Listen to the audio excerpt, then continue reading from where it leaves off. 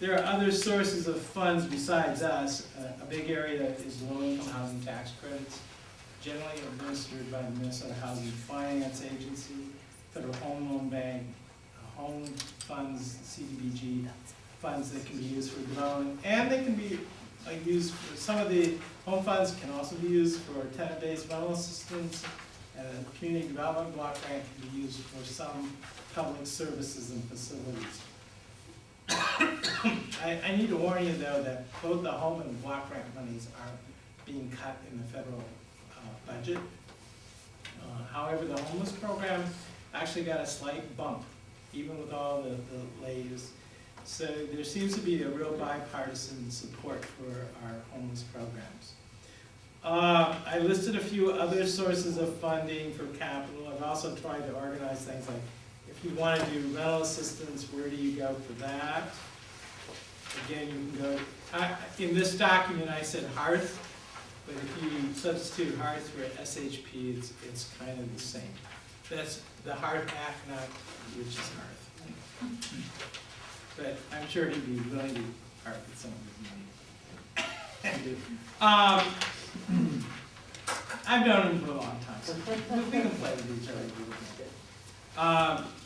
Major sources of financing the operations, again, Section 8 rental assistance, working with your housing authority, if they'll dedicate some units to your development.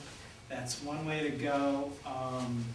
Again, the Vento, either through what used to be the Shelter Plus Care or the SHP program is another way. Services, the Hearth Act through the McKinney-Vento funds, the SHP, we can provide support services. When we talk support services, we mean things that are provided to the clients, case management, transportation, startup funds for if they get a unit like that first big trip to the grocery store, damage deposit, that sort of thing. All kinds of, just anything they need, counseling, incidental medical expenses that can be covered. And then I've listed some other sources. We should probably try to leave about half the time here for. So, as you go through here, there's some sources of our funding and the cycles that go with it. What we define as support services, and again, a little page or two on different programs besides the homeless program. And toward the end, I wanted to point out there's some websites. We have some technical assistance that we can provide locally. Minnesota Housing Partnership can provide some development capacity that we give them money to look at development issues and capacity of your organization and things.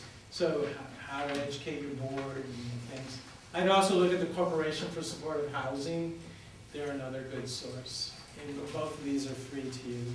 And then a list of individuals and phone numbers at our field office.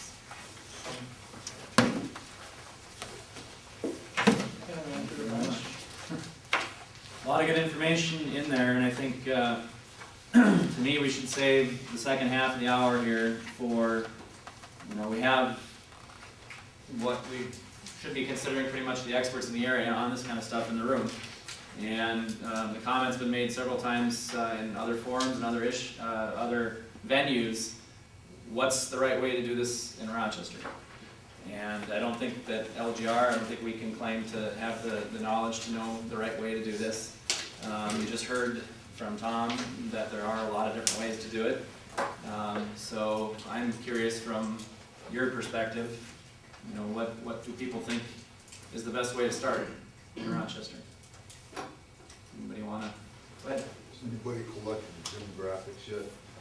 As far as Number of kids, age brackets, okay. ethnicity, cultural, why you're in this position? The one that we've been working off largely is the school district's numbers, because we try to rely on them believing that they have the closest contact with the kids. As far as the kids go, they've identified over 200 kids right now that claim to be self-identify as homeless. And what that, again, what that definition is, I guess I can't say exactly, I don't know if anybody knows. Mary, you know? Well, the definition they used out there, I think, is pretty narrow. The school district, I think, defines in transition as, you know, families buddying up with another family, kids who are couch hopping. I can stay as long, you know, till they pick me out, kind of Basically where they just don't have their own thing. home. Yeah, so it's not as narrow as taking all your belongings with you in a backpack when you leave in the morning and not knowing where you're gonna be. A lot of these kids or families may have some place to go for now, but it's not permanent and it's not, predictable.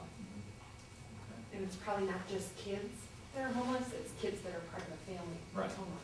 Right. Right, and of the school district numbers, we know there are at least 200, 118 are K-5 in families. About 90 or so are high school age.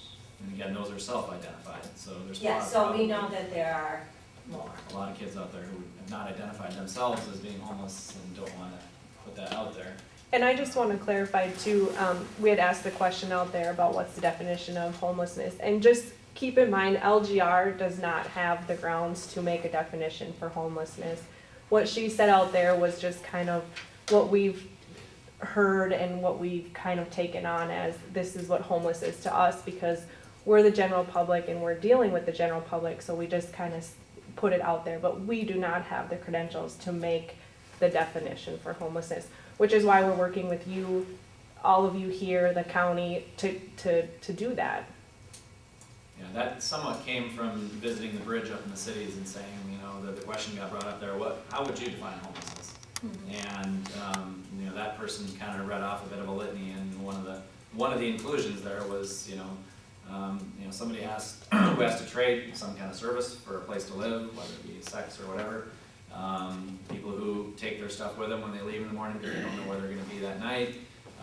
Or just could be a whole family living with another family and doubling up, and you've got, you know, I'm sure I've heard of 18 people living in this, you know, 2-bedroom apartment, things like that. So, you know, that's, I think the demographics in Rochester are pretty broad.